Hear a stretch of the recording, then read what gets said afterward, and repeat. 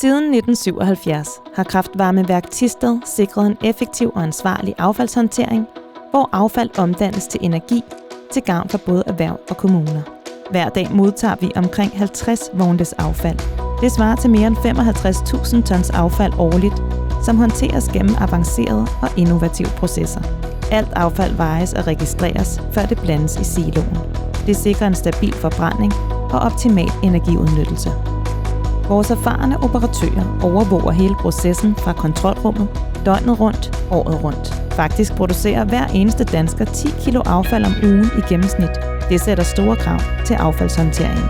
I ovnen brænder affaldet ved temperaturer over 1100 grader.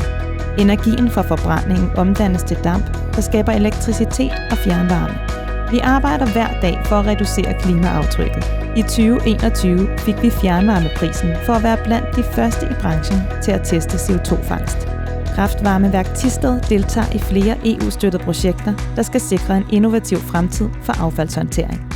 Vi tager ansvar for hele processen og de restprodukter, der opstår. Vi renser spildevand, fjerner flyveaske og vasker røgen for at eliminere skadelige stoffer. Vores moderne rensningssystem sikrer, at udledningen til sidst er optimal. Derfor står vores 76 meter høje skorsten stadig kridhvid og har gjort det lige siden 1991.